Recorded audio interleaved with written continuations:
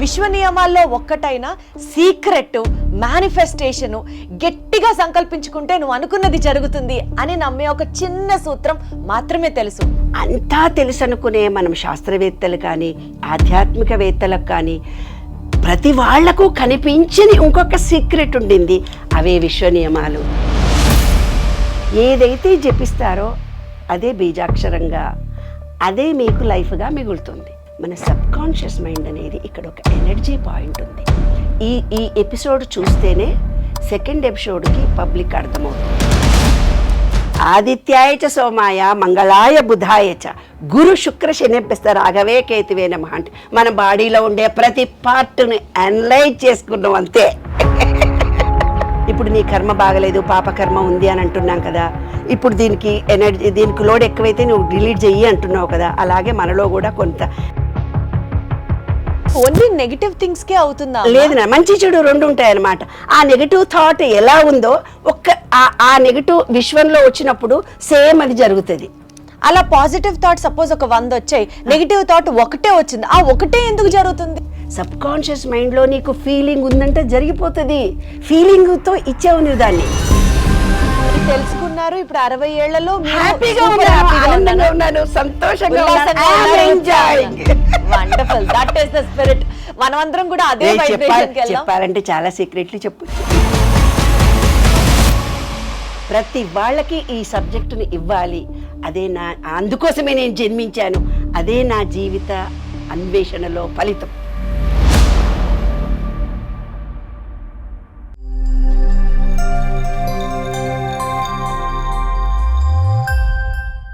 అసలు ఎప్పుడైనా వాటి గురించి ఆలోచించారా? అవి ఉన్నాయని గుర్తించారా? దేని గురించి? అవే విశ్వ నియమాలు. మనం ఒక విషయం అనుకుంటాం, ఒక పని జరుగుతుంది, దాని తర్వాత ఫాలోయింగ్గా ఆ సిరీస్ ఆఫ్ యాక్టివిటీస్ జరుగుతాయి. ఇవంతా మనం అనుకున్నట్టే జరిగిపోతాయా? ఇవంతా వాటంతట అవే జరిగిపోతాయా? కాదు. విశ్వంలో కొన్ని నియమాలు మనకి తెలియకుండా వాటి మీద పని చేస్తూ ఉంటాయి కాబట్టి అలా జరుగుతాయి. విజయం కానీ, విక్టరీ, గెలుపు కానీ, లేకపోతే ఏదన్నా ఒక సక్సెస్ఫుల్ యాక్టివిటీ కానీ, ఇవన్నీ అలా అలైన్ అయ్యి జరగాలంటే మన జీవితంలో కొన్ని అంతర్ముఖమైన నియమాల వల్లే అది సాధ్యమవుతుంది. ఈ నియమాలే విశ్వ నియమాలు. నేను ఇంకొంచెం కాంప్లికేటెడ్గా చెప్పుండొచ్చు, కానీ దీన్ని ఈజీ చేసి లైఫ్లో ఏ ప్రాబ్లం ఉన్నా సరే విశ్వ నియమాలని పాటిస్తే ఆ ప్రాబ్లంని ఇట్టే దూరం చేసుకోవచ్చు అని చెప్పడానికి, అసలు ఈ విశ్వ నియమాలంటే ఏంటి, ఈ విశ్వం ఏ నియమాల మీద పనిచేస్తుంది, వీటి గురించి ఇంకాస్త డీటెయిల్డ్గా చెప్పడానికి నాతో పాటు ఉన్నారు లక్కరాజు నిర్మలమ్మ ఉన్నారు. ఒకసారి ఆవిడతో మాట్లాడదాం. అమ్మా నమస్తే. నమస్తే. ఎలా ఉన్నారు? ఫైన్. నాకు కూడా చాలా సంతోషంగా ఉంది మీతో ఈ టాపిక్ డిస్కస్ చేయడం. ఇన్ఫ్యాక్ట్ నాకు చాలా చాలా చాలా ఇంట్రెస్టింగ్ సబ్జెక్ట్ ఇది. ఒక్కటే తెలుసు, విశ్వ నియమాలు అని మీ ముందు వచ్చి ఈరోజు ఇలా మాట్లాడే ముందు విశ్వ నియమాల్లో ఒక్కటైన సీక్రెట్ మేనిఫెస్టేషన్ గట్టిగా సంకల్పించుకుంటే నువ్వు అనుకున్నది జరుగుతుంది అని నమ్మే ఒక చిన్న సూత్రం మాత్రమే తెలుసు. మీ ద్వారా ఇవాళ ఈ జర్నీ స్టార్ట్ చేయబోతున్నాము. నేను, నాతో పాటు మా ఆడియన్స్తో పాటు నేర్చుకునే వాళ్ళలో నేను కూడా ఉన్నాను. వాళ్ళ క్వశ్చన్స్ అడుగుతున్నానే కానీ మీరు చెప్పే ప్రతి అంశం అట్లా బాణం లాగా దిగిపోతుందని అనుకుంటున్నాను. అమ్మ, అసలు టు స్టార్ట్ విత్ ముందుగా అసలు చెప్పండి, అసలు విశ్వ నియమాలు అంటే ఏంటి, వీటి గురించి మాట్లాడాలి అన్న తపన తాపత్రయం, ఆ రీసెర్చ్ చేయడం, ఇవన్నీ మీకు ఎలా స్టార్ట్ అయ్యాయి? అక్కడి నుంచే వద్దాం. ఓకే, విశ్వ నియమాలు 12 చెప్పడం చాలా ఈజీ నాన్న. మామూలుగా ఇప్పుడే చెప్పేయచ్చు, దాంతో పెద్ద ఇబ్బంది ఏమీ లేదు. కానీ అసలు విశ్వ నియమాలు అనేవి ఎందుకు, అసలు విశ్వ నియమాల్లో ఏముంది అనేది కూడా మనకు రావాలి కదా. దానికి నా అనుభవాలను జోడించి నేను చెబుతూ వెళ్తున్నాను నాన్న. ప్రతి వాళ్లకు లాగానే నాకు కూడాను చాలా అనుభవాలు జరిగాయి. ఆ అనుభవాల్లో నాకు నేనంటే ఏమిటి, ఇది కాదు జీవితం, నేనెందుకు పుట్టాను అని ప్రతి వాళ్ళకి ఒక ఏజ్ తర్వాత, కొంచెం మెచ్యూరిటీ తర్వాత ఒక అనుభవం వస్తుంది. వచ్చినప్పుడు మాత్రమే అసలు నేనంటే ఏమిటి, నేను ఎందుకో స్పెషల్గా పుట్టాను అన్న ఆలోచన కలుగుతుంది. కలిగినప్పుడు ఆధ్యాత్మిక వైపు మనుషులు మళ్ళుతారు. అది నాకు చాలా చిన్న వయసులో జరిగింది. ఎందుకు జరిగింది అని అంటే, మా అమ్మమ్మ చక్కగా పద్యాలు పాడుతూ ఉండేది. పద్యాలు పాటలు పాడుతూ ఉంటే ముసల్దాన ఎందుకే ఊరికే పాటలు పాడతావు, డిస్టర్బ్ చేస్తావు అనేవాళ్ళు. ఆమె వేమన పద్యాలు, సుమతి శతకం పద్యాలు పాడేది. పాడుతుంటే మాకంతా పుస్తక అభిమానులం మేము. అంటే పూర్వకాలం ఇల్లు కదా, మేమంతా కదా. ఒక రూమ్ నిండా పుస్తకాలు ఉండే. మా నాన్నగారికి పుస్తకాలంటే చాలా ఇష్టం. నా 10th క్లాస్లోనే అస్ట్రాలజీ నేర్చుకున్నాను, పొమరాలజీ నేర్చుకున్నాను, న్యూమరాలజీ కూడా నేర్చుకున్నాను. అప్పటికీ నేను కవిత్వం రాశాను. సాహిత్య అకాడమీ వాళ్ళు నా పుస్తకాలు ప్రింట్ చేశారు. సరస్వతి కటాక్షం. అది యాదృష్టికి మా అమ్మ అనేది. శిష్టా లక్ష్మీనారాయణ అని మా గురువు గారు, పాలెంలో లెక్చరర్, బోస్ అండ్ బ్రదర్స్, ఇప్పుడు ఆక్స్ఫర్డ్ డిక్షనరీ రాశారు ఆయన. ఆయన ఒక రోజు నేను 8th క్లాస్లో స్పీచ్ ఇస్తుంటే, నాకు ఈ అమ్మాయిని ఇవ్వండి, నేను మోల్డ్ చేసుకుంటాను, షీ హ్యావ్ సంథింగ్ స్పెషల్ అని అన్నాడు. మా అమ్మ చెప్పుడు తీసుకొని కొట్టేళ్ళగొట్టింది. అసలే దాని మాట మాట్లాడుతుంటే నా బొంద నాకు ఒక్క ముట్టకు అర్థం కాదు, వాళ్ళ నాన్నకు మాత్రమే అర్థమవుతుంది, ఇదేదో సన్యాసుల్లో పోతుంది, లాభం లేదు అని తిట్టి పంపించేసింది. అలాగా రూరల్ నాన్న మాది. చిరజీయర్ స్వామి లాంటి వాళ్ళు మన ఆశ్రమ మహబూబ్ నగర్కి వచ్చి భగవద్గీతలు చెప్పేవాళ్ళు. అప్పుడు మేమంతా వెళ్ళి వినేవాళ్ళం. ఆ వింటూ కూర్చున్నప్పుడు సమశ్రీణాలని చేస్తారు, వాతలు పెడతారు, తెలుసు కదా. అయితే శ్రీ వైష్ణవ సాంప్రదాయంలో వాళ్ళు వంటలు చేస్తే అందరికీ పనికొస్తుంది. రైట్.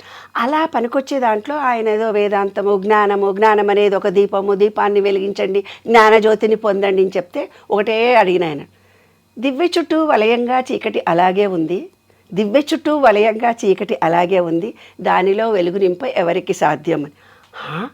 ఏంటే మీ అమ్మ ఇంత గొప్ప కవిత్వం చెప్పేస్తోంది, ఇది భగవత్ శక్తితో పుట్టింది, దీని జన్మకి సార్థకత ఉంది, ఇది చాలా గొప్పది కమలమ్మ అని అన్నాడు మా అమ్మకి. నన్ను దగ్గర చేర్చుకొని ఆశీర్వదించారు ఆయన. అది ఏదో మామూలుగా అనుకున్నానంతే. దివ్య చుట్టూ వలయంగా చీకటి ఎలాగే ఉందంటే, మా అప్పుడు క్యాండిల్స్ పెట్టుకొని చదువుకునేవాళ్ళం నాన్న. జ్ఞానజ్యోతి అనగా వెలిగిస్తే మరి చుట్టూ కూడా చీకటి ఉంది కదా, దాన్ని ఎవరు తొలగిస్తారు? ఇవాళ మనకి ఇంత విశ్వంలో భగవద్గీత, ఆధ్యాత్మికత, వేదాలు, శాస్త్రాలు ఇన్నీ ఉన్నాయి, అయినా తెలియనితనం మనకెంతో ఉంది. కోట్ల సబ్జెక్ట్ ఉంది. దాంట్లో ఏదైతే జ్ఞానం ఉందో ఆ జ్ఞానాన్ని భగవత్కృప వల్ల నాకు లభించింది అనుకుంటున్నాను. అంటే అంతా తెలుసు అనుకునే మనం శాస్త్రవేత్తలు కానీ ఆధ్యాత్మికవేత్తలకు కానీ ప్రతి వాళ్లకు కనిపించని ఇంకొక సీక్రెట్ ఉండింది. అవే విశ్వ నియమాలు. అవి నాకు భగవత్కృప వల్ల నాకు లభించాయి, నా అనుభవం ద్వారా లభించాయి. 14 ఏళ్ల కృషి నాన్న ఇది. ఈ సబ్జెక్ట్ అంత తొందరగా రాలేదు. నా అనుభవాలను జోడించి నేను ఇప్పుడు చెప్తున్నాను కాబట్టి ఇంత లక్షల మంది, వేల మంది, కోట్ల మంది ఇది కావాలి సబ్జెక్ట్ చెప్పండి చెప్పండి చెప్పండి అని ఆతురత పడుతున్నా. ఏంటమ్మా ఈ సబ్జెక్ట్ పరంగా ఇప్పుడు మాట్లాడితే విశ్వ నియమాలు అంటే ఇప్పుడు మనం నిజ జీవితంలో మనం అనుభవిస్తున్నవి ఏవైతే ఉన్నాయో అంతా రాంగ్ పద్ధతుల్లో చేస్తున్నాం. అసలైన సబ్జెక్టు మన దగ్గర లేదు. ఒక ఎగ్జాంపుల్ చెప్పండి, ఏం తప్పుగా చేస్తుంది చెప్తాను. ఏమైందంటే మన దగ్గర ఉండే వేదాల్లో ఉండే సబ్జెక్ట్ అంతా యుఎస్ వాళ్ళు తీసుకెళ్ళిపోయారు నాన్న. కొంత సబ్జెక్టుని తీసుకెళ్ళిపోయి వాళ్ళ శాస్త్రంలో ఉంది నాన్న ఇది, మన శాస్త్రంలో ఇవి లేవు. అసలైన సబ్జెక్ట్ ఇది కాబట్టి ఇవి లేకుండా మనం తప్పుదారిలో వెళ్తున్నాం. ఇప్పుడు ఒక చిన్న విషయం ఉంది. పిల్లలు ఉన్నారు, పిల్లలు పుట్టగానే ఏం చేస్తామో ఏమో, వీడు బాగుపడతాడో లేదో, కడుపుతో ఉండగానే ఫస్ట్ థాట్స్ కంటానో లేదో, అబార్షన్ అవుతుందో ఏమో, పిల్లలు పుడితే అంగవైకల్యం పిల్లలు పుడతారో ఏమో, పుట్టగానే నా పిల్లకు మాటలు వస్తాయో రావో, ఏవో చూస్తుంటాం పిచ్చి ఇవన్నీ నమ్మకాలు, విశ్వాసాలు. కొన్ని నమ్మకాలు, కొన్ని విశ్వాసాలు మనలో ఏర్పడి ఆ పిల్లలు పుట్ట కింద పడతావురా అంటావు, దయ్యం వచ్చిందిరా అంటావు, నిన్ను ఆ దవాఖానకు తీసుకుపోవాలరా. అరే నీ ఎంకమ్మ, ఒక్కటన్నా వాడి జీవితంలో పుట్టి పెరిగి 12 years లోపల వాటికి సబ్కాన్షియస్ మైండ్ పెరుగుతుందన్నమాట. 12 years లోపలనే అవే అనుభవాలు వాడి జీవితం అవుతాయి.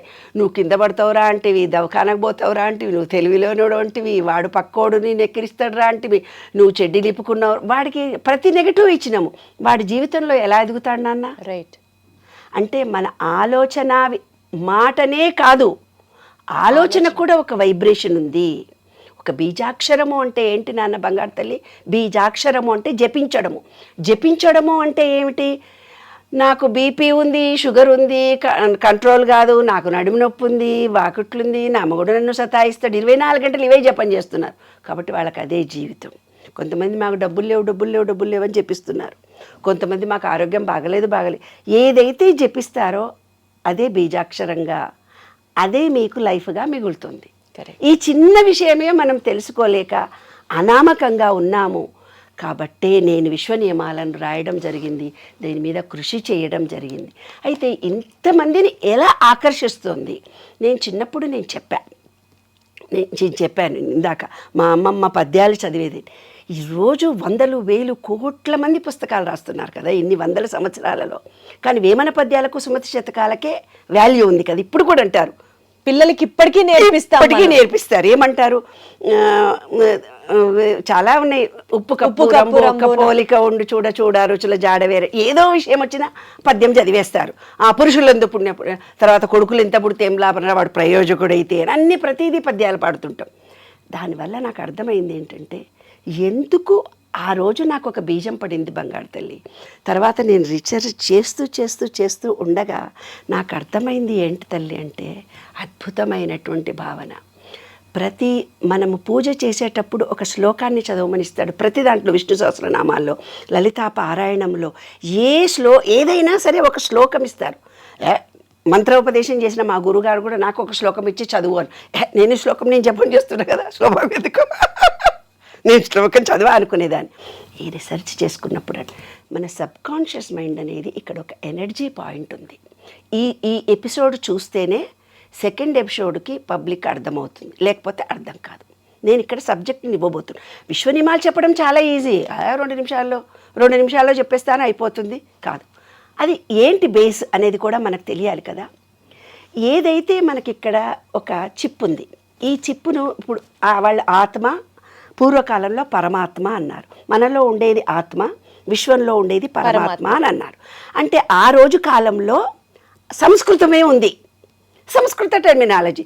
మూలాధారము, స్వాధిష్టానము, మణిపూరకము, అనాహతము, విశుద్ధి చక్రాలు, భూతాలు అన్నారు, పంచభూతాలు అన్నారు. భూతాలంటే ఏంది? 5 ఎలిమెంట్స్. మనలో ఉండేవి 5 ఎలిమెంట్స్, అవి 2 అని అర్థం. ఇక్కడ ఉండేది ఒక చిప్పు, దీన్ని ఆత్మ అని పేరు పెట్టి. ఇప్పుడు మీరు సెల్ ఫోన్ చూపించి నాకేం చెప్తావు, ఇందులో ఆంటీ వైఫై అంటావు, వాట్సాప్ అంటావు, ఇంకేదో నెట్ అంటావు, ఇంకో ఇన్స్టాగ్రామ్లకు వెళ్ళండి అంటావు, ఇది యూట్యూబ్ అంటావు. నాకు తెలియదు కదా, మాకు కొన్ని సబ్జెక్ట్ అర్థము, మాకేమొస్తుందో అదే చూస్తున్నాం, కానీ మిగతా అది నాకు తెలియదు కదా. అలాగే వాళ్ళు చెప్పినటువంటి భాష ఈనాటి జనరేషన్కి అర్థం కాదు. ఆత్మ పరమాత్మ అనే భగవద్గీత శ్లోకాలు మనం చదివి వినిపిస్తే తెలుగే రాని వాళ్ళకి సంస్కృతం ఏమొస్తుంది నాన్న, ఈ టర్మినాలజీ అంతా ఆధ్యాత్మికత అనుకుంటున్నాం, కానీ ఇది మన నిత్య జీవితం అనేది తెలియటం లేదు కదా. ఇది నిత్యము మనకు ఉపయోగపడే సబ్జెక్ట్ అని తెలియాలి అంటే ఆత్మ అంటే ఏంది, పరమాత్మ అంటే ఏంది ఫస్ట్ తెలియాలి.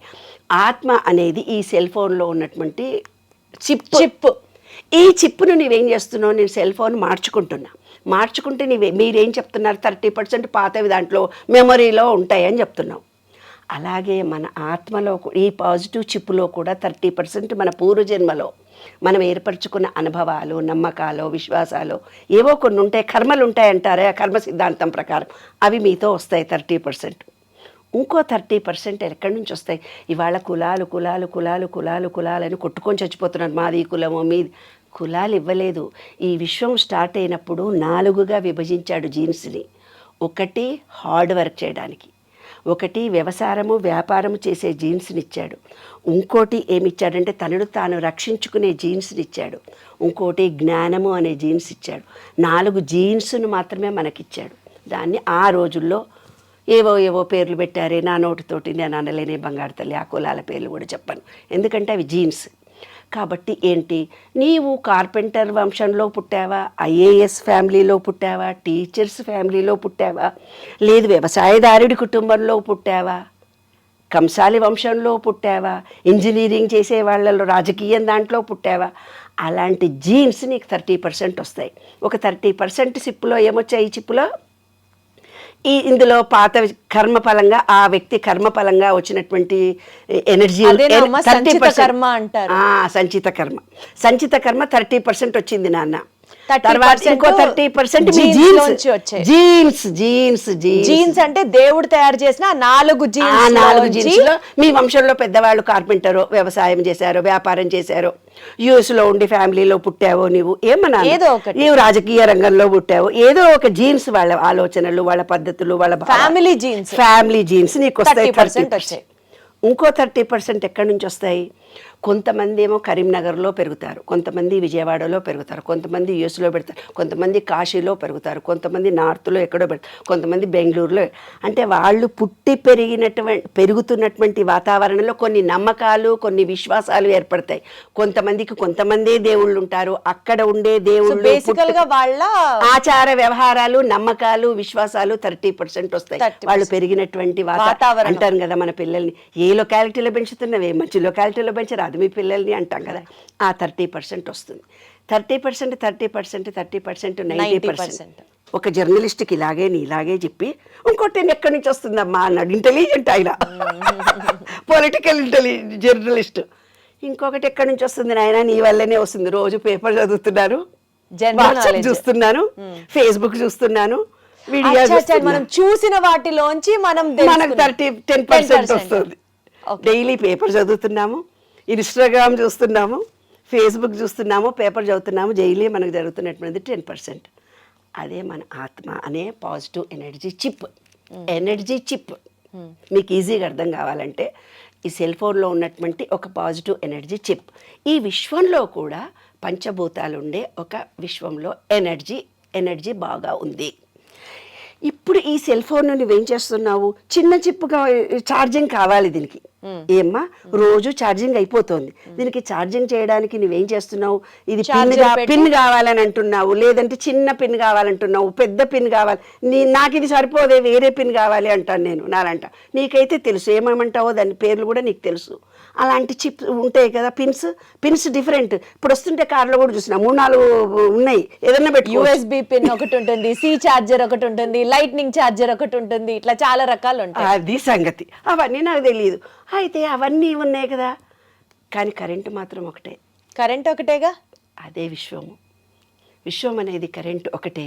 మనలో ఉండే ఈ చిప్ డిఫరెంట్ అయినప్పటికీ కూడా ఛార్జింగ్ అక్కడి నుంచే మనం చేసుకోవాలి. అవును. కాబట్టి ఈ చిప్ ఆ చిప్కి కనెక్షన్ ఎలా కలుగుతుంది అనేది ఈ విశ్వ నియమాల్లో నేను రీసెర్చ్ చేసినటువంటి అంశాలు. అయితే దానికి దీనికి అటాచ్మెంట్ ఏమ్మా అంటే విశ్వానికి మనిషికి మధ్యలో ఉండే అటాచ్మెంటే విశ్వ నియమాలు అంతే. అది ఎలా కలుపుకోవాలి అనే దాని మీద నేను చేసినటువంటి దాంట్లో నాకు దొరికినవి ఈ 12 సూత్రాలు. ఈ 12 సూత్రాలే ఉన్నాయనుకొని నేను అందరికీ చెప్పిన తర్వాత మళ్ళీ చూస్తే ఇంకో 12 సూత్రాలు కనపడ్డాయి. నిజం, అట్రాక్షన్ ఆఫ్ లా వాళ్ళ దగ్గరికి వెళ్తే వాళ్ళది కొంచెం వేరే తీరు సూత్రాలు కనపడ్డాయి. ఈ 12 సూత్రాలు ఆ 12 సూత్రాలు అన్నీ ఒకటే పేర్లు మార్చుకున్నారంతే. తర్వాత ఇంకా 21 కనిపించాయి నాకు. 21 ఉన్నాయే, నాకు 12 దొరికాయి అని మళ్ళీ రీసెర్చ్లోకి వెళ్ళి మళ్ళీ అన్నీ చూస్తే అన్నీ ఒకటే, ఎవరికి తోచిన విధంగా వాళ్ళు భావించుకుంటూ వెళ్ళారు. కానీ 12 సూత్రాలే విశ్వ నియమాలు, అవే కరెక్ట్. అవి జీవితానికి అన్వయించుకుంటే 21 కాదు 31 కాదు, ఎన్ని సూత్రాలన్నా అన్ని సూత్రాల కిందికి ఇవే సూత్రాలు వస్తాయి. అది నాన్న, దీనికి ప్రాక్టికల్గా నేను అనుభవించినటువంటి దాన్ని నీకు ఉదాహరణగా చెప్తాను. మరి నాకు ఇంత ధైర్యం ఎక్కడి నుంచి వచ్చింది, ఈ పుస్తకం మీరు వినండి, ఇది ఆచరించండి, ఇది ఒక గొప్ప పుస్తకం అని నేను అన్నప్పుడు దాని గురించి నాకేదో అనుభవాల ద్వారా నేను పొందినటువంటి జ్ఞానాన్ని మీకు ఇస్తేనే కదా. ఇప్పుడు లలితాపారాయణం చదువు అన్నారు. లలితాపారాయణం చదివిన తర్వాత దాని ఫలితం చదవమంటాడు. ముందు ఫలితం చదవమన్న తర్వాత లలితాపారాయణం చదవమంటే ఎంత బాగుండునే. అయ్యో, ఎవరో పెద్దవాళ్ళు చెప్పారు కాబట్టి వాళ్ళు చేసిన తప్పు నేను చేయకూడదు కదా. అందుకని నేను ఇది ఏమిటి ఫలితం చెప్పిన తర్వాత అప్పుడు సూత్రాల గురించి మాట్లాడుకుందాం, నమ్మకం కలుగుతుంది. ఎగ్జాక్ట్లీ. అయితే నాకు ఫస్ట్ మా అమ్మమ్మ అని చెప్పాను కదా, ఫస్ట్ నేను మెచ్యూర్ కాకపోతే నన్ను ఎంపీసీ చదివించారు. అక్కడ ఫెయిల్యూర్ అయ్యాను, అక్కడ కూడా ఇబ్బందులు ఎదుర్కొన్నాను. అంటే ట్రెడిషన్ ఫ్యామిలీలో మమ్మల్ని అక్కడ దేవుడు అంటారనమాట. దేవుడు అని నన్ను తీసుకెళ్లి రాఘవేంద్ర స్వామికి అంకితం ఇచ్చారు. రాఘవేంద్ర స్వామికి అంకితం ఇచ్చినప్పుడు మంత్రాలయం రాఘవేంద్ర స్వామి నా ఒంటి మీదకి వచ్చేవాడు. అంటే ఏం లేదే, మంత్రం ఇవ్వలేదు, ఏం లేదు. ఓం పూజ్యాయ రాఘవేంద్రాయ సత్యధర్మరథాయ చ భజతాం కల్పవృక్షాయ నమతాం కామధేనువే అనే సూత్రమే చదువుకున్నానంతే. చదువుకుంటే నాకు భగవంతుడు అవాహనం అయ్యేవాడు. అప్పుడు బోర్డు కవిత్వం రాశాను. ఇంటర్మీడియట్లో నన్ను జాయిన్ చేశారు మా నాన్నగారు. చేస్తే అన్ని సబ్జెక్టులు ఫెయిల్ అయ్యాను అంతకుపురం. తర్వాత అన్ని సబ్జెక్టులో గొప్పగా వచ్చాను. స్టేట్ ర్యాంక్లో మహబూబ్ నగర్ డిస్ట్రిక్ట్లో మొట్టమొదటి ఎంపీసీ ఆడపిల్లని నేను. ఆల్ డిస్ట్రిక్ట్స్లో ఆల్ డిస్ట్రిక్ట్స్లో డిస్ట్రిక్ట్లో మొత్తం అది లెక్కల టీచర్ రావాలంటే వేరే బాయ్స్ స్కూల్ నుంచి వచ్చి ఆడపిల్లల స్కూల్లో చెప్పాలి. మా అన్న పక్కన ఇలా కూర్చోకూడదు, ట్రెడిషనల్ ఫ్యామిలీ. నాన్న పక్కన కూర్చోకూడదు. ఇలా మెచ్యూర్ కాని వాళ్ళని దేవుడని పూజ చేస్తారు. అలా నాతోటి మందులు ఇప్పించేవాళ్ళు అందరికీ. ఇంకా ఆవులు ఇంట్లో ఉండేవి, ఆవులకు డెలివరీ జరుగుతుండేది. మా అమ్మమ్మనేమో ఆ బిడ్డకు పాలు పట్టడము, నాదేమో మాయి పట్టుకొని వెనక కూర్చొని మాయి పట్టాలి. అది మాయి తింటుందట ఆకలేసి, డెలివరీ అయిన బేబీ బాలెంత ఆకలేస్తుందట. ఆకలేస్తే ఆ మాయి తింటే పాలు ఉండవట, పాలు ఎండిపోతాయట. అందుకని ఆ మాయి దగ్గర గంప పట్టుకొని కూర్చునేదాన్ని. అలా ట్రెడిషన్ ఫ్యామిలీలో ఆధ్యాత్మికతకి ఈ ఈ ఈ జీవితానికి మధ్యలో ఎన్నో చూస్తూ ఒడిదుడుకులను ఎన్నో ఎదుర్కొంటూ చూసుకుంటూ వచ్చాను తల్లి. వచ్చిన తర్వాత మ్యారేజ్ చేశారు. మ్యారేజ్ జీవితంలో కూడా నేను ఆయన ఈస్ట్ గోదావరి, నేనేమో పాలమూరు తెలంగాణ పోరిని. ఇక్కడికి అక్కడికి కుదరలేదు, చాలా గొడవలు. పెళ్లి చేసుకున్న 10 నిమిషాలలోనే గొడవలు జరిగిపోయాయి. అమ్మ బాబోయ్. ఇక విడిపోయామో అని అనుకున్నారు. నేను ఒక్కదాన్ని ధైర్యం చేసుకొని బీఎస్సీ బీఈడీ చదివితేనే పెళ్లి చేసుకుంటానన్నారు వాళ్ళు. బీఎస్సీ బీఈడీ ఉన్నందుకు పెళ్ళయింది. కానీ అన్నీ గొడవలే, ఎక్కడ సాటిస్ఫాక్షన్ లేదు లైఫ్లో.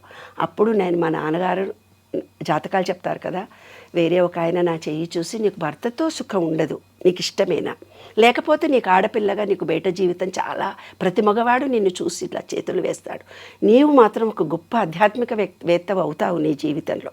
నాన్నతో పాటే మీ నాన్నగారి కోరిక నిన్ను పంపించడం ఇష్టం లేదు, నువ్వు ఇక్కడే ఉండాలి అని అన్నారు. లేదు నాన్న, లేదు అంకుల్, నా చేయి చూసి చెప్పాడనమాట. ఒక అమ్మాయి మొగుడు విడిచిపెట్టాడు, ఒక అమ్మాయికి మొగుడు చచ్చిపోయాడు, మరి ఉన్న నీ జీవితం గురించి మీ నాన్న బాధపడితో నీకు చెప్పలేకపోతున్నాడు, మీ అమ్మకేమో అంత లోకజ్ఞానం అవగాహన లేదు, నీ ఇష్టం, నీవు డిసిషన్ చెప్పు అన్నాడు.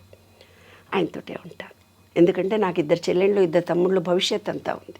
మా అన్నకు అప్పటికే నాకు పెళ్ళి వద్దు అంటే మా అన్నయ్యకు ముందు పెళ్ళి అయింది, తర్వాత నాకు పెళ్లి చేశారు. డిగ్రీ అయిన తర్వాత, నేను మెచ్యూర్ అయిన తర్వాత నాకు పెళ్లి చేశారు. నాకు బీఈడీలో పెళ్లి చేశారు, బీఈడీ అయినాక పెళ్లి చేశారనమాట. అయితే వీళ్ళు గవర్నమెంట్ జాబ్ వస్తే గవర్నమెంట్ జాబ్ మీ అమ్మ నాయనకు సంపాదిస్తామని వద్దన్నారు. వాళ్ళు ఇల్లు దుడువు అంటే ఇల్లంతా నీళ్ళు పోసి కడిగేసేదాన్ని. మా మాటకి వాళ్ళ మాటకి చాలా తేడాలు ఉండేవి. నేను నీళ్ళు పోసి కడిగితే అందరికీ హీ నవ్వుకునేవాళ్ళు. ఇల్లు తుడువు అంటే మాకు తెలంగాణలో నీళ్ళు పోసి కడగడం, వాళ్ళకేమో తడిబట్టేసి తుడవడం. అట్లా కొంచెం ఎడ్డిదాన్ని. సమాజం వ్యవహారం అంతా తెలియదు కదా, అమాయకంగా ఇక్కడికి వచ్చిన తర్వాత గవర్నమెంట్ జాబ్, ఎయిడెడ్ స్కూల్లో జాబ్. అట్లా లైఫ్లో ఇతనే కావాలనుకున్నాను, మా వారితోటే ఉన్నాను. ఆయన నేను రోజు కొట్లాడతాము, కానీ బాగా కలిసి ఉంటాం. చాలా అన్యోన్య దాపతులము. నేను ఏదన్నా కూడా కాదనరు. అయితే ఆయన మాటకి నా మాటకి ఇప్పుడు కూడా తేడాలు ఉంటాయి, గొడవలు పడుతూనే ఉంటాం క్షణక్షణం. కానీ ఇక్కడిని వదిలిపెట్టే వాళ్ళు ఆత్మీయతే బాబు ఇద్దరి మధ్యలో. సరే, మా నాన్నకు మాట ఇచ్చాను, అలాగే డెలివరీలు నేనే చేసుకున్నాను. తర్వాత జీవితంలో, వైవాహిక జీవితంలో సుఖమేమీ లేదు. పిల్లలు పుట్టినాక దాంట్లో కూడా ఒక డిజేబుల్డ్ పాప పుట్టింది. డిజేబుల్డ్ పాప పుట్టగానే నేను గోల్డ్ మెడల్, ఐఐటి రామయ్య కంటే గొప్పగా మ్యాథమెటిక్స్ చెప్తాను.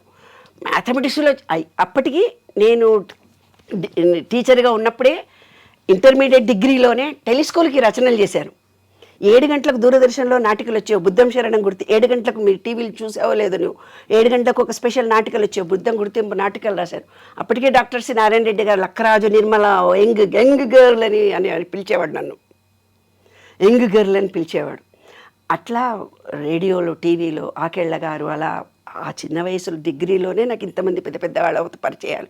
కవిత్వము, సాహిత్య అకాడమీ వాళ్ళే నా బుక్స్, పుస్తకాలు రాస్తే నీవెవరో నేనెవరో, గెట్ అవుట్ మా అత్తగారు వాళ్ళకి. ఎందుకంటే వాళ్ళకు అవగాహన సాహిత్యం మీద లేదు, సామాజిక విలువలకు మాత్రమే తెలిసినటువంటి వ్యక్తులు వీళ్ళు.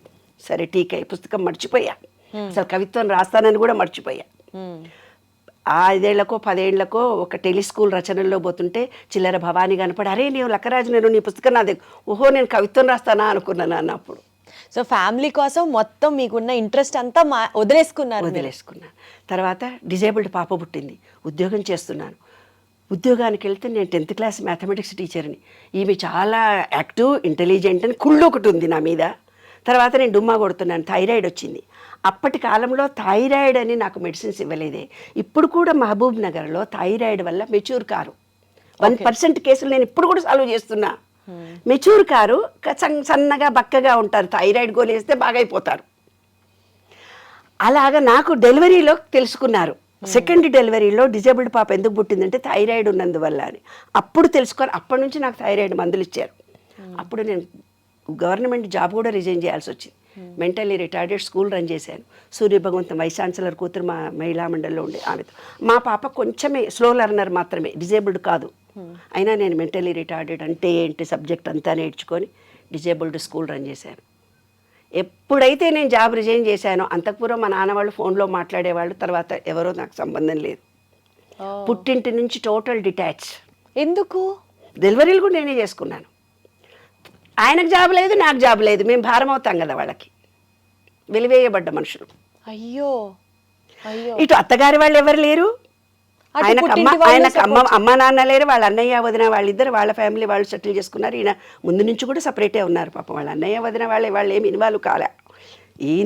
ఈయనతోటి భాష వ్యావహారిక జ్ఞానంతో మాకు ఇబ్బందులు, కానీ పెద్దవాళ్ళందరితోటి మాకేమీ ఇబ్బందులు ఏమి లేవు. అట్లా వీళ్ళతో ఈయనతో అండర్స్టాండింగ్ కష్టం. అంటే వాళ్ళు మర్యాద చేసేది వీళ్ళకి తెలీదు, వీళ్ళు చేసేది వాళ్ళకి. తెలంగాణ వ్యవహారం వేరే ఉంటుంది కొంచెం, దాంతో ఇబ్బందులే తప్ప ఇంకేం లేదు. అయితే ఇప్పుడు డెలివరీలు కూడా వీళ్ళు లేరు వాళ్ళు లేరు. డెలివరీ నేనే వెళ్ళి నాకే డెలివరీలు నేనే చేయించుకున్నాను. సెకండ్ డెలివరీకి మాత్రం మా అమ్మ వాళ్ళు అప్పుడు ఇల్లు కట్టుకున్నాను. ఇల్లు కట్టుకుంది ఇది అని అప్పుడు వచ్చారు. వస్తే ఏదో డెలివరీ అని డెలివరీ చేస్తే సీమంతం చేయండి అంటే, నీకు సీమంతం కూడా చేయాలనా, నువ్వు మీ బిడ్డలు బిచ్చమెత్తుకోవాలన్నారు నన్ను. సీమంతం చేయలే. అందుకే నేను 1000 మందికి సీమంతం చేస్తున్నా, రోజు 100 మందికి సీమంతం చేశాను ఈ రోజు. అలా జీవితంలో కొన్ని అనుభవాలు, ఆటుపోట్లు. తర్వాత మెంటలీ రిటార్డెడ్ స్కూల్ రన్ చేశాను. 2 బిడ్డల పెళ్ళిళ్ళల్లో ప్రాబ్లమ్స్ వచ్చాయి. ఆ స్కూల్ కూడా తీసేసి వేరే వాళ్ళకి ఇచ్చేసాను. అప్పుడు నాకు అర్థమైపోయింది, ఇది కాదు, ఏదో ఉంది నా జీవితం. Specialist, I am a specialist. భర్త పిల్లలు సంసారం అంటూ కాదు, ఏదో నేను సాధించాలి. తర్వాత మా పిల్లలే వచ్చి పెళ్ళిళ్ళైనాక చెప్పారు, ఆ అమ్మాయి చనిపోయింది ప్రఫుల్లా అని. అప్పుడు నాలో ఉండే కోపము గ్రిజ్ అంతా. అమ్మాయి?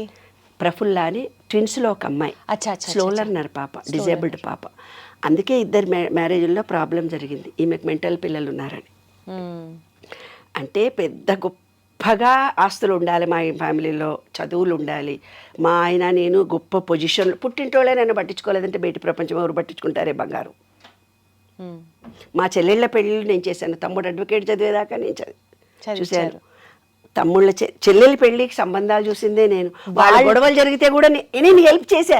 వాళ్ళు మిమ్మల్ని వద్దనుకున్నారు కానీ మీరేనాడు వాళ్ళని వద్దనుకోలేదు. మా నాన్న అంటే నాకు పంచ ప్రాణాలు. ఇవాళ నేను లక్కరాజు నిర్మల అంటే మా నాన్నగారి పేరే లక్కరాజు రాఘవరావు. అస్ట్రాలజీ నాకు జీవితం అంటే నేర్పింది మా నాన్నగారు. మా నాన్నగారి దగ్గర ఆయన కూడా ఎందుకు పట్టించుకోలేదు? మా నాన్న కోట్ల రూపాయల ఆస్తులుండి మా తాతగారు చనిపోయి కొంగర కళ అని మా నాన్నది. మా నాన్న పూటకూళ్ళలా ఒక్కొక్కళ్ళ ఇంట్లో భోజనం చేసి చదువుకున్నారు, భోజనం లేక. ఈ ఊళ్ళో 10 కోట్లకు 1 ఎకరం. ఆ ఆస్తులు ఆ రోజుల్లో ఎక్కడివి నాన్న పూర్వకము. మా నాన్న పూటకూళ్ళలా ఒక్కొక్కళ్ళ ఇంట్లో ఉండి చదువుకుంటే మా అమ్మని ఇచ్చి పెళ్లి చేసి ఇల్లరికం వచ్చారు మా నాన్నగారు 100 ఎకరాలు రాసిస్తే. మా పెదనాన్నలు నన్ను అడిగారు, ఏంటే పెద్ద పోజులు నీవు, మీ తాత ఎట్లా చచ్చిపోయాడో తెలుసా అంటే, పెదనాన్న ఎట్లా చచ్చిపోయాడు అని అడిగితే, ఆకలితో అన్నం లేక చచ్చిపోయాడే. ఒక కొడుకును దత్తత ఇచ్చాడు, ఒక కొడుకుడు మెంటల్ అయిపోయాడు, ఒక కొడుకు ఆకలితో చచ్చిపోయాడు, ఒక కొడుకును దత్తత ఇచ్చాడు, మీ నాన్న ఇల్లరికం ఇచ్చాడని చెప్పారు మా నాన్నగారు చనిపోయేటప్పుడు కూడా ఆ పాత ఇంట్లో మహబూబ్ నగర్ ఇంట్లో నీళ్లు కాడుతుంటే మంచం కింద 2 రాళ్ళు పెట్టుకున్నాడు, కానీ 1 కోటి రూపాయలు తన చేతులున్నా ఒక కొత్త మంచం కొనుక్కోలేదు. ఇప్పుడు చెప్పు, ఆడపిల్ల ఫోన్ చేస్తే ఎందుకు ఎత్తలేదు మా నాన్న? ఫోన్ చేస్తే 1 రూపాయి ఖర్చు అయితే అని ఫోన్ చేసేవాడు కాదు. ఇదంతా సబ్కాన్షియస్ మైండ్లో వాళ్ళు ఏర్పరచుకున్నటువంటి భావనలు, వాళ్ళు పెరిగినటువంటి భావనలు. అది వాళ్ళ తప్పు కాదు. ఇవాళ మా ఆయనతో కూడా అదే గొడవ. పని మనిషికి ఏదైనా డబ్బులు ఇవ్వాల్సి వస్తే ఒక 2 రూపాయలు ఎక్కువ, ఆ 2 రూపాయలు తెచ్చిస్తే కానీ నేను చిల్లరియా అంటాడు. ఎందుకు? వాళ్ళ ఆ కాలంలో వాళ్ళు పడిన అనుభవాలు ఇవాళ చూస్తున్నది. ఇవాళ నా దగ్గర 100 రూపాయలు ఉన్నాయి, నేను హ్యాపీగా ఖర్చు పెట్టుకోవచ్చు. ఆ ఫీలింగ్ ఉంది, ఖర్చు పెట్టుకోవచ్చు. We have. నిన్న నా ఫ్రెండ్ వచ్చింది ఒక ఆవిడకి 82 ఇయర్స్, 5 కోట్ల ఆస్తులు ఉన్నాయి ఆమెకి. 5 కోట్ల ఆస్తులు ఉన్నాయి. పని మనిషి మంచిది లేదే నిర్మల, కొత్త పని మనిషిని పెట్టి 35,000 రూపాయలు ఇవ్వాలన్నది. 35,000 రూపాయలు, 1 కోటి రూపాయలు నువ్వు బ్యాంకులో పెట్టుకుంటే 80 lakhs వస్తున్నాయి, 80,000 వస్తున్నాయి నీకు. 1 కోటి రూపాయలు నీ బిడ్డలకే ఇవ్వు. దాన ధర్మాలు చేయకపోతే గెట్అవుట్ నా ఇంట్లో నుంచి అని తిట్టా. నేను ₹1,00,000 ఇస్తున్నాను పని వాళ్ళకని. ఒక ₹1,00,00,000 బ్యాంకులో వస్తే 80 లక్షలు వస్తున్నాయి కదా, 80,000 వస్తున్నాయి కదా, 40,000 పెట్టి ఇద్దరు పని మనుషులు పెడితే వాళ్ళ జీవితం అంతా అయ్యో మేమిక్కడ. అదే నేను విశ్వ నియమాల రహస్యం తల్లి. మనకు ఏది ఉందో అది ఇవ్వాలి, ఏది పొందుతున్నామో అదే మన జీవితము. కాబట్టి ఈ విశ్వ నియమాల నిగూఢ రహస్యమే అది నాన్న. కాబట్టి ఎవరైతే మూఢ విశ్వాసాలతో ఉన్నారో, ఇవాళ ఎవరైతే నమ్మకంతో ఉన్నారో, ఎవరైతే ఆస్తులు ఆడపిల్లలకి ఇవ్వకుండా చేస్తున్నారో, మేమే తినాలి, ఆడపిల్లలకు ఆస్తులు ఇవ్వద్దు అనుకుంటారు. నిన్నొక కేసు నాకు ఫోన్ వచ్చింది నాన్న. మా అమ్మాయి ఇంజనీరింగ్ ఫైనల్ ఇయర్లో ఉంది, రెండవ కూతురు ఫస్ట్ ఇయర్లో ఉంది. ఇద్దరు పిల్లలు ఎలా అంటే కొడతారు, తిడతారు, అరుస్తారు, పిండి ఏది ఉంటే అది చేతిలో పెట్టి కొడతారు. అంటే మీ ఆయన ఇట్లనే ఉన్నాడా అంటే అవును. అంటే మరి జీన్స్ దానికి నువ్వేం చేస్తావు? కాబట్టి ఈ 3 నేను చెప్పే బేసిక్స్లోనే సగం సబ్జెక్ట్ వస్తుంది నాన్న. ఫస్ట్ ఈ చిప్ అని చెప్పిన దాంట్లో సగం సబ్జెక్ట్ వస్తుంది. తర్వాత అనుభవాల ద్వారా నేను చెప్పి జోడించి మీకు ఇస్తున్నటువంటి దాంట్లో 30% వస్తుంది. తర్వాత సబ్జెక్టుని ఎలా ఇంప్లిమెంట్ చేసుకోవాలో 30% ద్వారా వచ్చి విశ్వ నియమాలను ప్రపంచంలో అందరికీ ఇవ్వదలుచుకున్నా. అప్పుడు మా అమ్మాయిలు వచ్చి షూస్ వేసుకొని నీ ఉస్మానియా యూనివర్సిటీలో వాకింగ్ వెళ్ళు మమ్మీ, నీకెప్పుడో 20 ఏళ్ల క్రితమే బొక్కలన్నీ అరిగిపోయాయి, అనేబుల్ టు వాక్. పిల్లల పెళ్ళిళ్ళప్పుడు కూడా నేను కుర్చీ మీద కూర్చొని పెళ్లి చేశాను. అలాంటిది నేను ఇవాళ ఇంత బాగా ఉన్నాను అని అంటే ఆ విశ్వంతో. అందరూ ఉస్మానియా యూనివర్సిటీ లోపల వెళ్ళి చదువుకున్నారు. నాకు ఎంఎస్సీ ఫిజిక్స్ వస్తే మా అమ్మ వాళ్ళు చదివించక మా సార్ని కొట్టి తిట్టేలా కొట్టారు కదా. ఉస్మానియా యూనివర్సిటీ బయట 12 సూత్రాలు నాకు అవగాహన. ఇవాళ నేను ప్రకృతితో మాట్లాడతాను. అమ్మ, మీ లైఫ్ ఎక్స్పీరియన్సెస్ గురించి తెలుసుకున్నాము, మీరు లైఫ్లో ఫేస్ చేసిన అప్స్ అండ్ డౌన్స్ గురించి తెలుసుకున్నాము, ఆటపోట్లు చెప్తున్నారు, అన్నీ కనెక్ట్ అవుతున్నాం కదా. విశ్వ నియమాలు ఇది నాకు తెలిసి ఒక రోజులోనో, ఒక పూటలోనో, ఒక ఎపిసోడ్లోనో అయ్యే సబ్జెక్ట్ కాదు. ఇది చాలా చాలా చాలా పెద్ద సబ్జెక్ట్. సో ఈ ఎపిసోడ్లో ఇంట్రడక్షన్ మాట్లాడదాం. అసలు విశ్వ నియమాలు ఏంటి, ఎన్ని ఉన్నాయి, వాటి బేసిక్స్ చెప్పండి. నెక్స్ట్ ఎపిసోడ్లో ఒక్కొక్క సబ్జెక్ట్ గురించి డీప్గా వెళ్దాం. అనుభవాలను, ఎక్స్పీరియన్సెస్, వాటిని గురించి ఎగ్జాక్ట్లీ కరెక్ట్. అలా వాకింగ్ వెళ్తున్నప్పుడు అడిగారనమాట, మీరు లోపలికి రండి మేడం, చాలా బాగుంటుంది. అబ్బో నేను రానురా బాబు అని అన్నాను. నాకు గాజులు వేసుకుంటాను, 5:30కే వస్తాను అన్నాను. అంటే వాళ్ళు ఏమన్నాడు తెలిసిన, ఏం లేదు మేడం మీరు రండి బాగుంటుంది, చాలా బాగుంటుంది, నెమళ్ళు అవి ఉన్నాయి అన్నారు. సరే అనుకొని 2వ రోజు నుంచి ఒక ఊర కుక్క నా వెంట పడ్డం మొదలుపెట్టాడు. ఒక ఊరి కుక్క.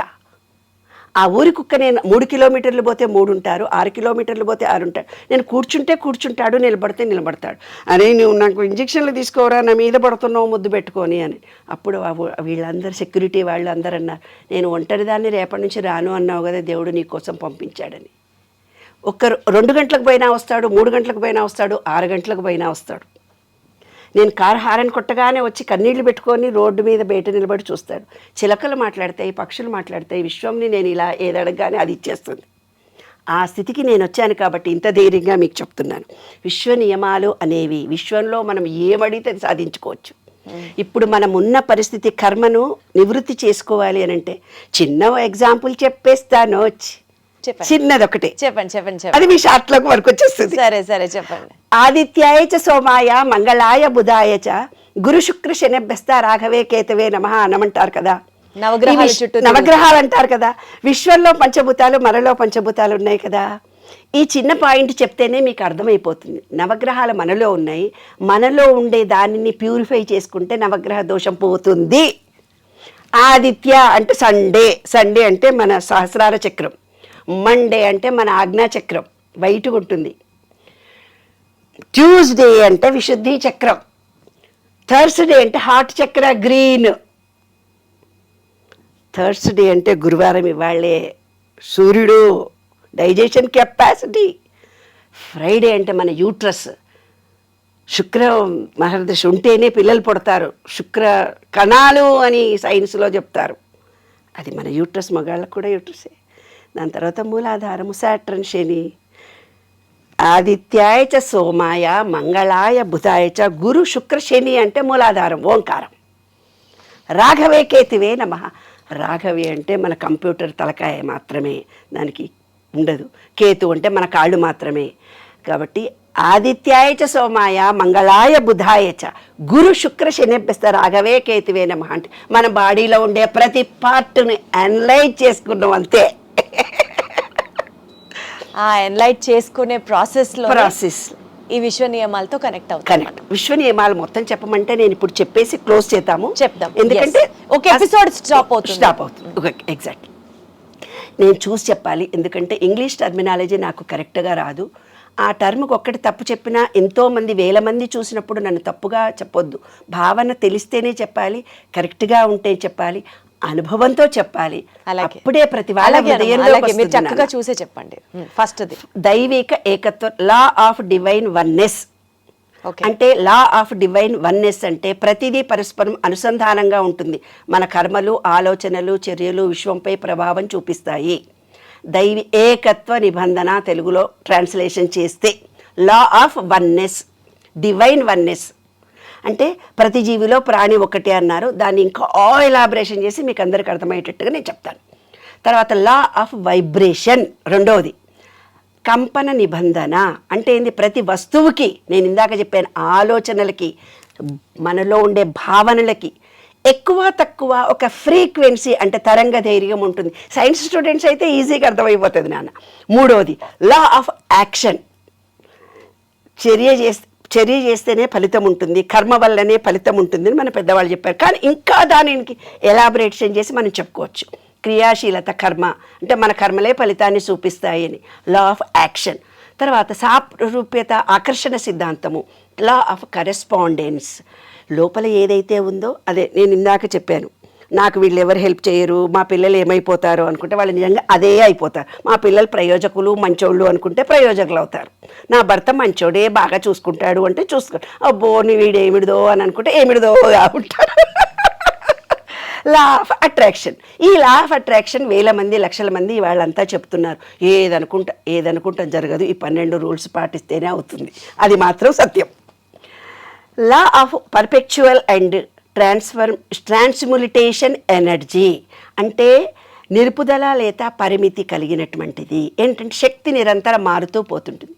అంటే ఏంటిది? పాజిటివ్ ఎనర్జీని నెగిటివ్గా, ఇప్పుడు నీ కర్మ బాగలేదు, పాపకర్మ ఉంది అని అంటున్నాం కదా, ఇప్పుడు దీనికి లోడ్ ఎక్కువైతే నువ్వు డిలీట్ చెయ్యి అంటున్నావు కదా, అలాగే మనలో కూడా కొంత నెగిటివ్ ఎనర్జీ వచ్చినప్పుడు డిలీట్ అయితే ఛార్జింగ్ చేసుకోవాలి. అది కూడా నేను చెప్తాను. సరే. తర్వాత law of cause and effect. ప్రతి చర్యకు ప్రతిచర్య ఉంటుంది. అంటే చర్యకు ప్రతిచర్య ఎలా ఉంటుంది అంటే, ఇప్పుడు హస్బెండ్ ఒకళ్ళు, పుస్తకంలో రాశా నేను, హస్బెండ్ ఒకళ్ళు ఏం చేశాడో, నేను బిడ్డను చాలా ప్రేమగా పెంచానమ్మా, చాలా బాగా పెంచానమ్మా, నాలుడి మాత్రం బద్మాషి కూడా దొరికిండమ్మా, దాన్ని సతాయిస్తున్నాడమ్మా, కొడుతున్నాడమ్మా, తిడుతున్నాడమ్మా, ప్రేమ చేస్తున్నాడమ్మా అని అన్నాడు. అయ్యో అని నేను కౌన్సిలింగ్ చేసేటప్పుడు మిగతా వాళ్ళందరినీ పిలుస్తాను కదా, ఆ భార్యను, ఆ అల్లుడు, బిడ్డను అందరినీ పిలిస్తే ఆ భార్యను పక్కకు పిలిచి మొగుడు లేకుండా ఒక్కొక్కళ్ళతో మాట్లాడతా. ఆమె చెప్తే, అమ్మ పెళ్లి చేసుకున్నాడు, నన్ను సతాయించి పెట్టిండు, చంపి పెట్టిండు. నా బాధ నేను ఎవరికి చెప్పుకోలేక ఈ పిల్ల పుట్టినాక కొంచెం ఆర్థికంగా మాకేం ఇబ్బంది లేదు, ఇట్లా కూర్చుంటావు, మా చెల్లెలు అట్లా పని చేస్తుంది, ఇట్లా నిలబడ్డావు, ఆ మూత ఎట్లా పెట్టినావు, నవ్వుతూ ఉండవా, ఏ దానికన్నా వంక పెట్టి తిట్టేవాడంట. అప్పుడు ఆ అందరి జంటలను పిలిచి, చూడు నాయన, నీ పెండ్లాన్ని ఎంత కష్టపెట్టినావో, ఈ విశ్వంలో రూల్ ప్రకారము నీ బిడ్డ అంత బాధపడుతుంటే నువ్వు బాధపడాలి. అక్కడ ఎంత చర్య ఈజ్ ఈక్వల్ టు మైనస్ ప్రతిచర్య. ఒకవేళ కొడుకులే ఉన్నారు అనుకుందాం, ఇలాగా భార్యని హింసించాడు, కొడుకులే ఉన్నారు, తనకి ఏ కోడల మీద ఇష్టమైంది ఆ కోడలు, లేదా ఆయనకు చెల్లెలు ఇష్టమంటే చెల్లెలు, లేదా ఆయనకే కోడలు అంత బాధ పెడుతుంది, కోడలే ఈ భార్యని ఎంత ఇబ్బంది పెట్టిందో అంత ఇబ్బంది పెడుతుంది, ముందు భార్య చచ్చిపోతుంది. ఇలా జరుగుతుంది. చర్య ఈజ్ ఈక్వల్ టు మైనస్ ప్రతిచర్య. ఇలా చాలా లోతులైన భావాలు ఉన్నాయి. లా ఆఫ్ కాంపన్సేషన్, పునరుత్పత్తి, పరివర్తన. మన క్రియలు ఫలితంగా సమానమైన ఫలితాన్ని మనం అనుభవిస్తాము. ఇది ఒక న్యాయ నిబంధనలు ఇవన్నీ.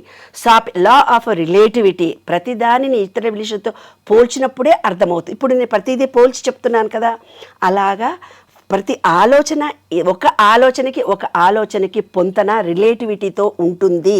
అంటే మంచి ఉంటే చెడు ఉంటుంది, చెడు మంచి రిలేటివిటీ కలిగి ఉంటుంది ప్రస్తుత పరిస్థితిపైనే.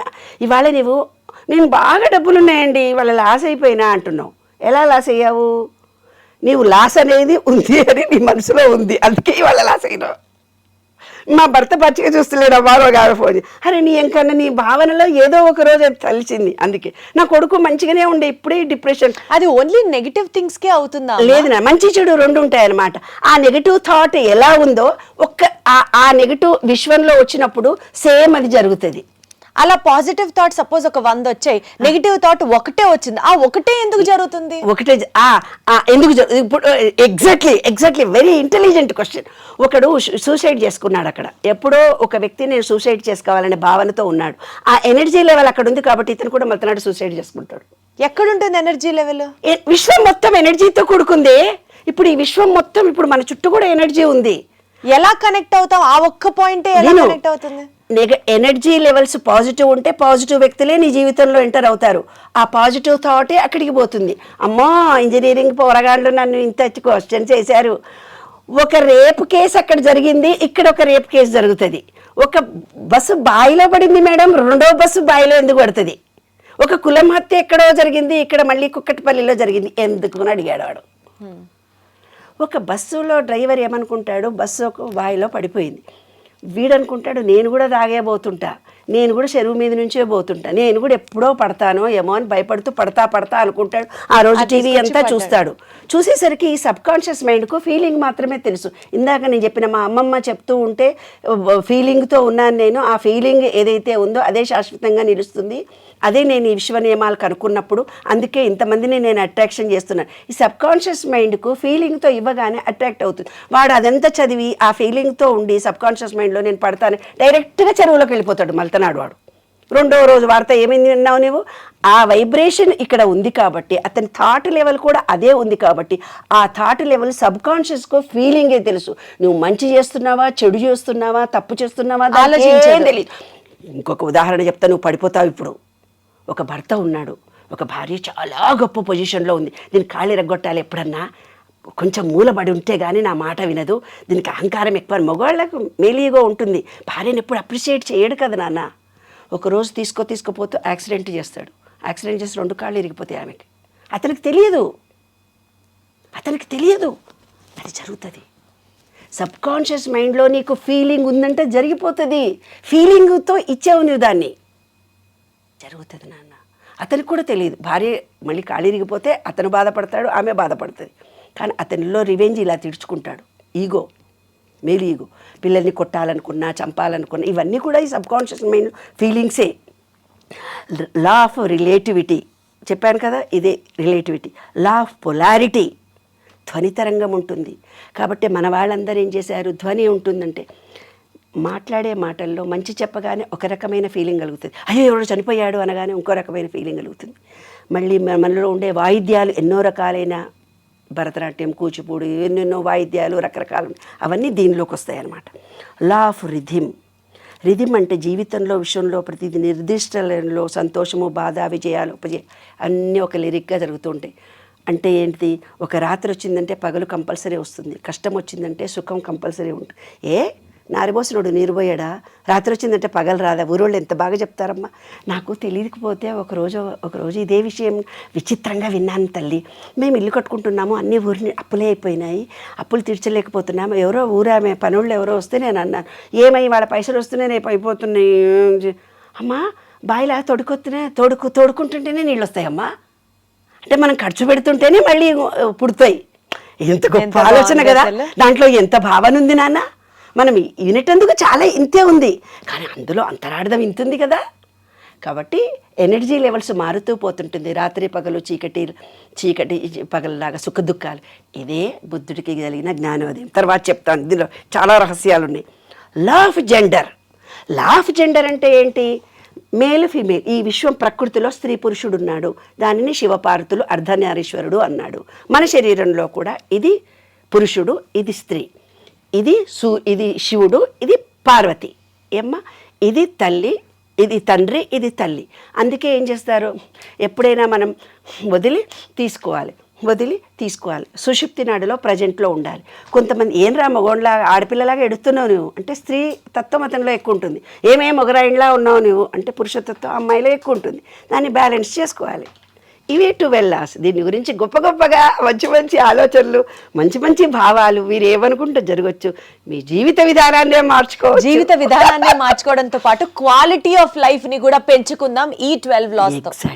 ఎగ్జాక్ట్లీ దుఃఖం లేకుండా సుఖమయ జీవితాన్ని మనము పొందుతూ. అమ్మ ఒక్కటి చెప్పి ప్రోగ్రామ్ ని కంక్లూడ్ చేద్దాం. ఇవాళ ఎపిసోడ్ ఇన్ని లాస్ చెప్తున్నారు, జీవితంలో ఎలాంటి సమస్యను అధిగమించవచ్చు అంటున్నారు, క్వాలిటీ ఆఫ్ లైఫ్ని మెరుగుపరచుకోవచ్చు అంటున్నారు, ఎన్నో సమస్యలకి సొల్యూషన్ ఉందంటున్నారు. మీరు చెప్పిన మీ లైఫ్ ఎక్స్పీరియన్సెస్లోంచి మీరు క్రియేట్ చేసినటువంటి ఈ 12 లాస్ని మా అందరికీ చెప్తున్నారంటే మీరు కూడా ఫాలో అవుతారు కదా 100%. ఫాలో అయ్యి అనుభవాన్నే ఇస్తున్నారు కదా.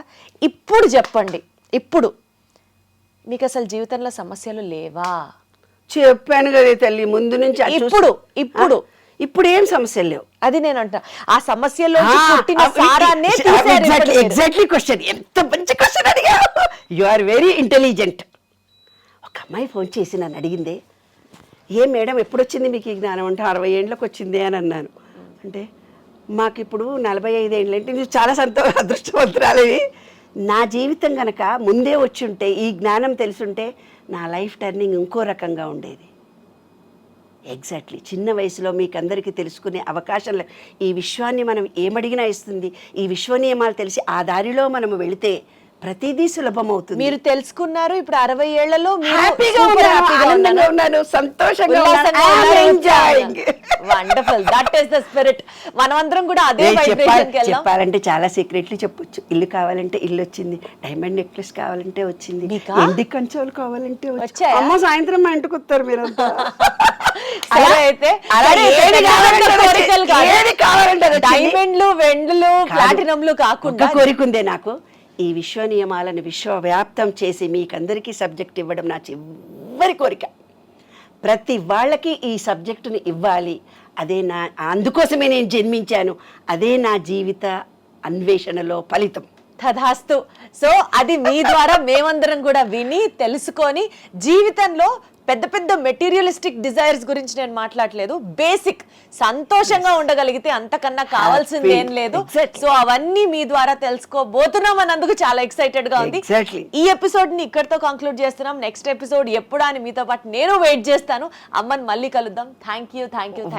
నేను కూడా క్యూరియాసిటీతో మీకు ఇంకా కొత్త కొత్త విషయాలు చెప్పాలని ఆతృతతో ఉంది. నెక్స్ట్ ఎపిసోడ్ లో మళ్ళీ కలుసుకుందాం. కొత్త కొత్త విషయాలు మనం షేర్ చేసుకుందాం. 100%. థ్యాంక్ యూ సో మచ్ అమ్మా. ఉంటాను.